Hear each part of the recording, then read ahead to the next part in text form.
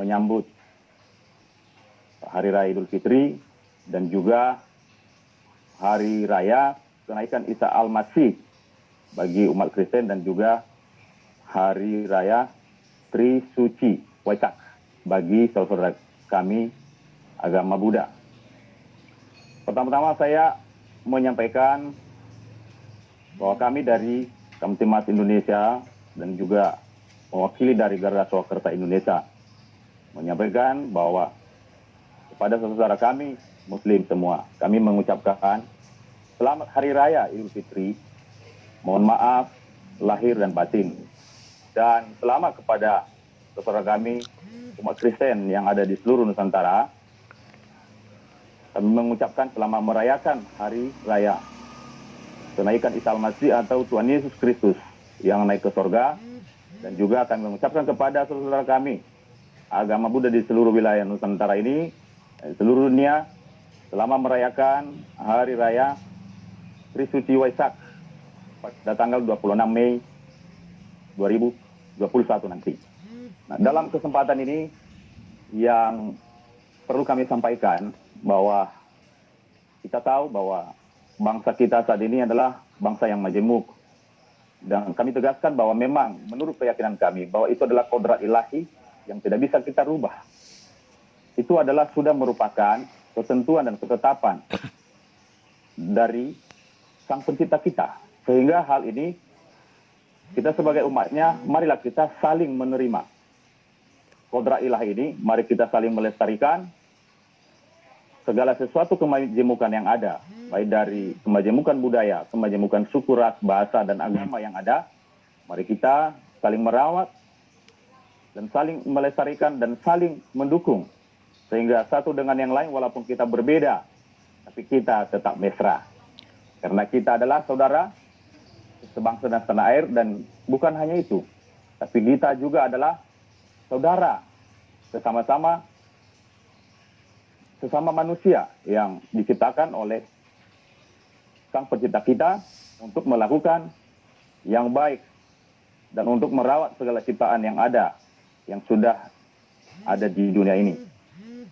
Pesan-pesan saya berikutnya adalah khususnya untuk menyambut Hari Raya Idul Fitri dan juga Hari Kenaikan Isa Al-Masih dan Hari Raya Trisuci Waisak ini, marilah kita saat ini saling menghormati dan saling menghargai.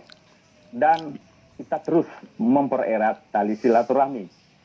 Nah, kita senang dengan adanya webinar ini yang terus menerus tanpa lelahnya yang dilakukan oleh koordinator kita dan juga tim semuanya yang selalu tak berjeda lelah, sehingga kita selalu bisa bersilaturahmi secara tatap maya, walaupun kita tidak berjumpa secara fisik, tetapi kita secara rasa, ya, kita bisa saling merasakan satu dengan lain bahwa kita adalah satu. Nah, pesan-pesan saya yang pertama adalah saya kutip dari Alkitab yang mengatakan di dalam Roma pasal 12 dikatakan begini, hendaklah cinta itu jangan pura-pura, tapi jauhilah yang jahat dan lakukanlah yang baik. Hendaklah kamu saling mengasihi sebagai saudara dan saling memberi hormat. Janganlah hendaknya kerajinanmu kendor. Biarlah rohmu menyala-nyala dan layanilah Tuhan. Bersukacitalah di dalam pengharapan, sabarlah dalam kesesakan. Bertekunlah di dalam doa. Janganlah membalas kejahatan dengan kejahatan, ya, tetapi lakukanlah apa yang baik bagi semua orang. Janganlah kamu kalah terhadap kejahatan, tetapi kalahkanlah kejahatan dengan kebaikan.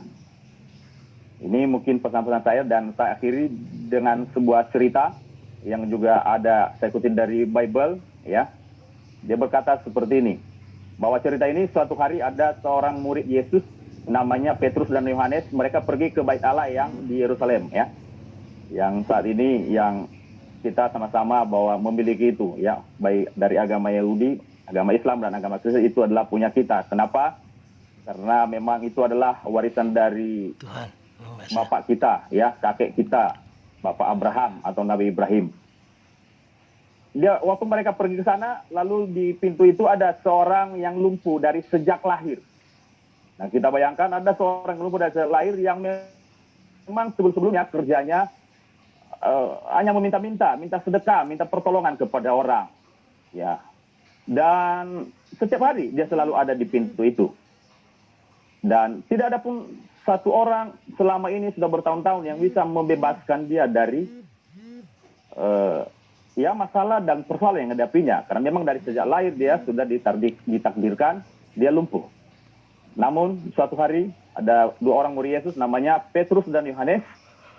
Dan mereka masuk ke bait Allah, mereka beribadah. Dan tiba-tiba ketika melihat yang buta ini, yang lumpuh ini, dan mereka meminta sedekah, lalu tiba-tiba oleh sebuah gerakan dari dalam Yohanes, ya ada gerakan spiritual yang Petrus juga dari dalam diri mereka melihat dan akhirnya timbullah belas kasihan, timbullah cinta kasih kepada saudara yang